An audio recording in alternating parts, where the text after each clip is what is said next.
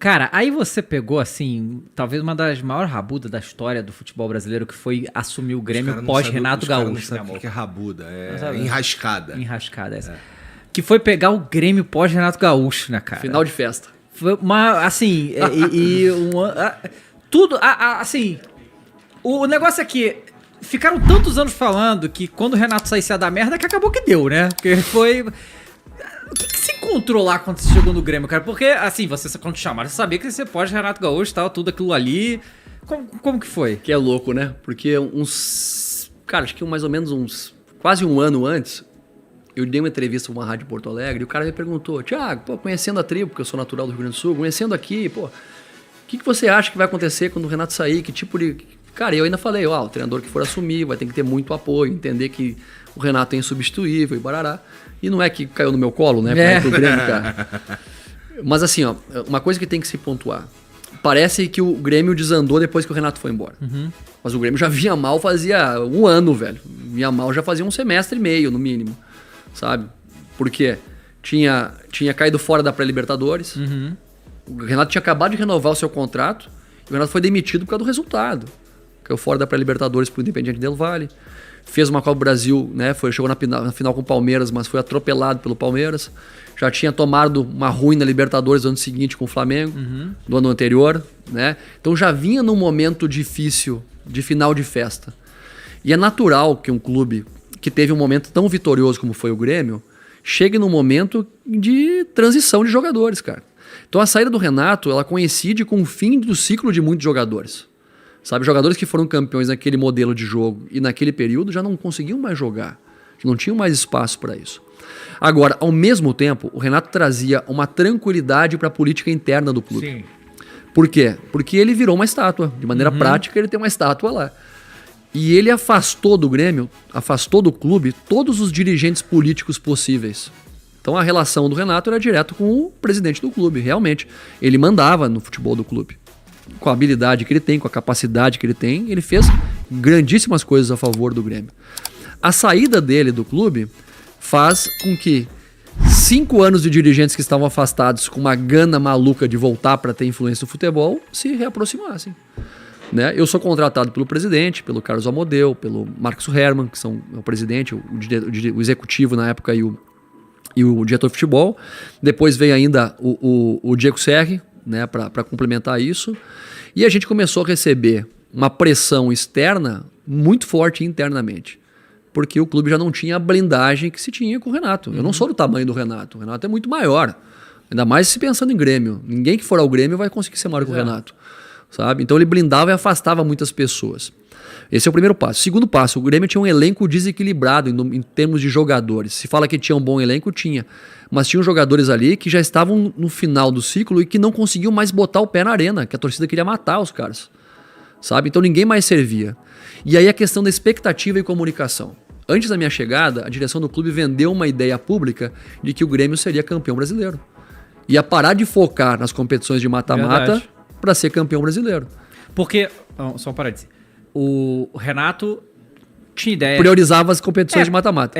Porque ele não tinha time pra competir. Só que o Grêmio, muitas vezes, chegava em quarto tal. Tava lá em cima, né? Falou, pô, será que se a gente não priorizar isso aqui, não dá pra ganhar esse aqui? Mas a lógica não é 1 mais 1, é 2 no futebol, lógico. Né? Sabe? Então esse discurso acabou trazendo uma pressão interna. Aí outra coisa que se publicou, através da direção, é que o Grêmio investiria pesado na revelação de jogadores vindo da categoria de base, do time B. Pô, eu cheguei lá, olhei pro time B e falei, não, desses jogadores que estão aqui, que estão sendo pressionados para se colocar a jogar, não estão prontos para jogar. Os caras que têm condição de jogar já estão no elenco principal, que era o caso do Wanderson, lateral direito, que foi pro Mônaco. O Juan, zagueiro, que foi pra Itália. O Breno, né, que já estava jogando na equipe principal. O PP foi com você também? O PP jogou 2 jogos comigo, o PP, mas já estava vendido pro Porto. Né? O Matheus, que acabou indo pra Itália também, o Matheus Henrique. Então, os jogadores jovens que estavam ali, tinha aí Léo Pereira, Luiz Fernando, enfim. Mas tinham muitos jogadores que a torcida não aguentava mais, cara. E não é culpa do jogador, cara. É fim de ciclo mesmo. Então, eu peguei o Kahneman machucado do quadril. Sabe? O Jeromel ficou machucado também há um tempo. O Jeromel, né, quando eu cheguei, ele tava voltando. Eu cheguei em uma briga, né, com os laterais esquerdos, o Cortez e o Diogo, cara. A torcida, uma campanha para colocar um moleque que vinha da base, né, que estava distante dos dois caras. O Lucas Silva era uma briga para colocar no campo, porque a torcida enchia o saco.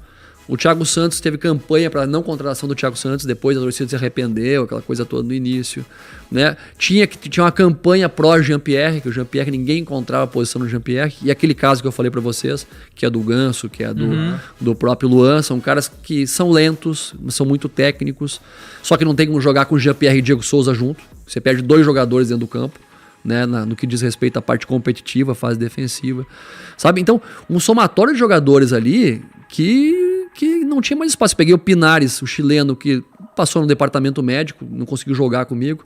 O Alisson no departamento médico não conseguiu jogar comigo. Aí tinha, né, falei antes, Luiz Fernando, Léo Pereira, o Churim, departamento médico.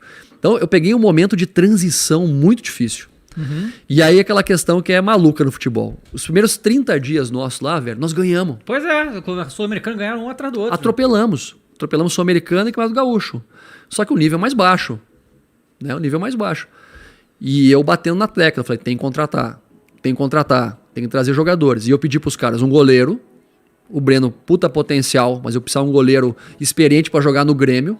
Falamos com o Marcelo Groy para retornar, né? O Marcelo Oliveira, que até então era um coordenador técnico nosso, falou com o Marcelo. Marcelo despertou interesse em vir, só que a direção achou que não valia a pena. Né? Falamos com o Hernani, um volante que jogou no Atlético Paranaense, tá na Itália, enfim. A Hernani ficou naquele negócio, vamos ver, não vai dar certo. Pediu o Juliano, que veio pro Corinthians, né?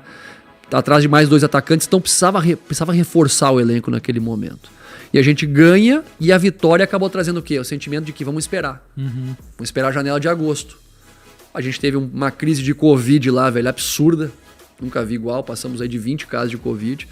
Iniciamos o brasileiro, né, todo costurando o time para tentar colocar em campo. E resumo da ópera, em 7 jogos do brasileiro, 5 derrotas e 2 empates, caí. Sabe? Então, poderíamos ter feito algo melhor a médio e longo prazo, sim. Penso que a direção poderia ter tido a sensibilidade de entender mais sobre isso, ficar menos suscetível à pressão externa, para que a gente pudesse passar por essa fase e recuperar a equipe, fazendo um processo de transição para a temporada seguinte. Só que não se teve paciência. E aí entrou naquela derrocada do quê? O problema é, vamos trazer um cara que vai mexer com o vestiário. Aí trouxeram o Filipão. Aí o Filipão, com toda a experiência dele, trouxe alguns pontos para a equipe, né, mexeu um pouco, botou os moleques para jogar, depois tirou os moleques para jogar, foi demitido. Aí veio o Mancini, muda de novo a cultura do jogo. E caiu, velho. Sabe? Porque ao invés de ter a paciência e a certeza do que estava fazendo, né, não teve isso. Por exemplo, eu perguntava para os caras lá, falei, trabalho, alguma dúvida em relação à qualidade do trabalho? Não, Thiago, o trabalho é top. Relação com jogadores, tem algum questionamento? Não, a gente conversou com jogadores, a gente tem um termômetro aqui do vestiário, a relação, os caras confiam em ti, tá tudo beleza. Mas a gente precisa mudar. A gente precisa mudar porque precisa dar uma resposta, né? Precisa fazer alguma coisa, sabe? Então, para quem não sabe para que caminho ir, qualquer caminho serve. Pois é. Né? E foi o que aconteceu. Então, para mim foi ruim, cara, em termos de mercado. Porque eu fui para um clube que eu gostaria de trabalhar, que é um clube top, sabe? Com uma puta história, mas ao mesmo tempo transição. Né? E aí, coincidentemente, são os 2 trabalhos que mais me machucaram, que é Corinthians e Grêmio, na sequência do outro. Com muitas situações, muitas particularidades em comum, de transição, de característica de jogo, de momento de clube, sabe? E que acabei sendo massacrado e moído nesse meio do caminho aí. Por isso que logo em seguida eu aceito ir pro Ceará também. Porque eu olhei pro Ceará e falei, é um time que tem jogadores fisicamente muito competitivos, jogadores que um clube que não tem uma pressão absurda para ser campeão, né? Então é chegar no bolo, é classificar para as competições internacionais, coisa que a gente foi lá e fez, né? E acabou sendo bom para mim até o final da temporada passada.